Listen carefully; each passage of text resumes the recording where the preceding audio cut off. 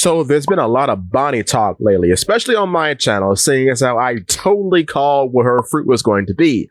However, that got me thinking, if she does indeed join the crew, what would her position be?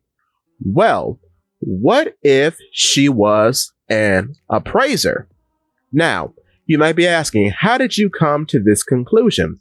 Well, one of her techniques that she performs on Vegapunk with her Toshi Toshi no Mi, or age fruit, was called the Toshi Tsuki, which the name's right there. Toshi is right in the name. I just realized that. But yeah, it's Toshi Tsuki, also known as Trace Death Thrust. And when she assumes her distorted future form, when she's all buff and muscular like Gear 4, she stabs Vegapunk in the back with a lead pipe. The pipe, I guess, conducts the age Toshi Toshi fruit energy.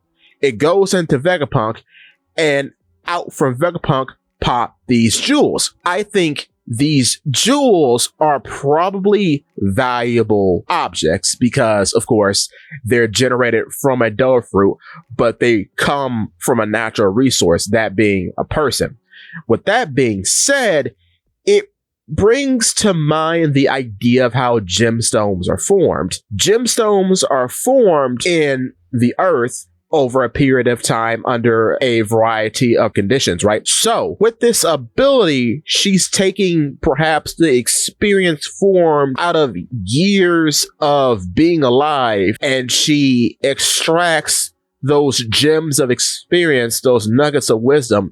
She pushes those out and they become valuable resources. I think an ability associated with this ability to produce these gemstones is that she actually can assess and know how much these gemstones are worth. Maybe she can see the flaws or imperfections in each piece of stone that she extracts, and this could even extend to stones that occur naturally, like emeralds or treasure in general. So that's a very interesting point. I think her ability allows her to do that. She can see the age and how age has affected certain objects and then assess how valuable that object is. So for this example, we're talking about gemstones, but it could even extend to classic pieces of treasure like crowns and gold bars or what have you.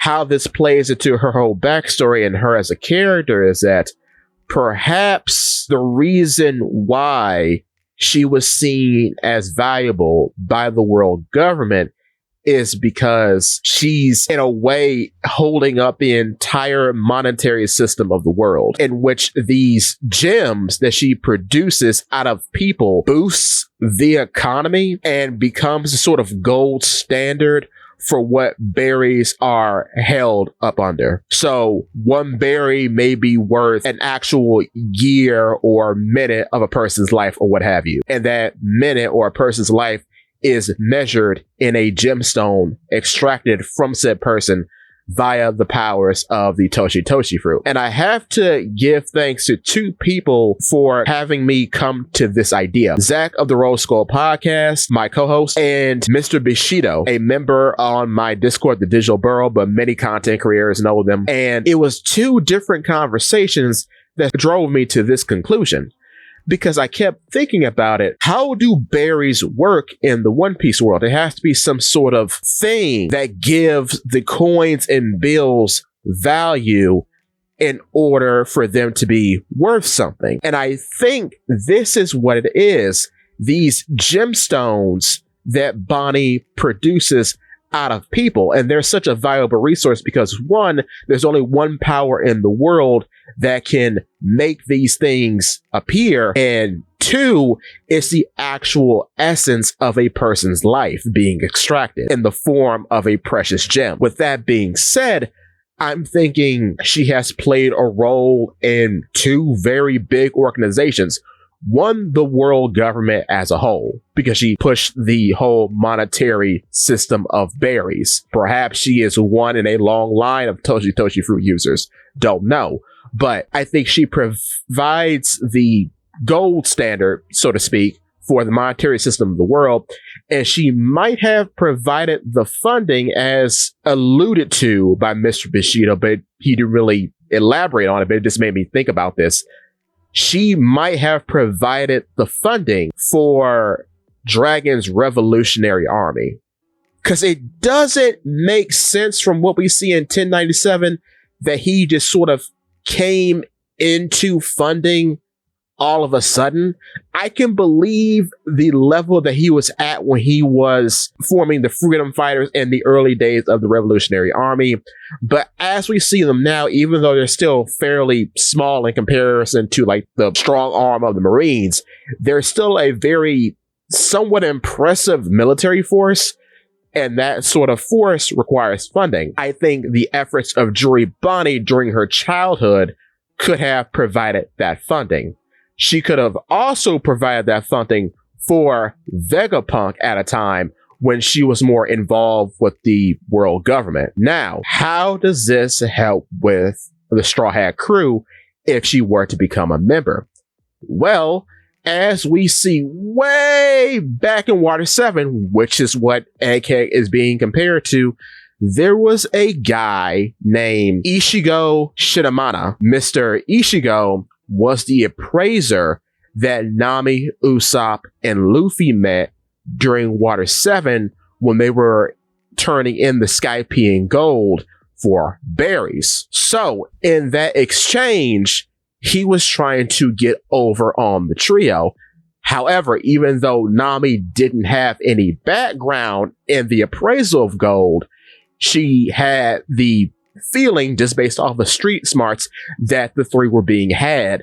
So she flexed Luffy's bounty, and that's how they got a fair price for the gold that they were turning in.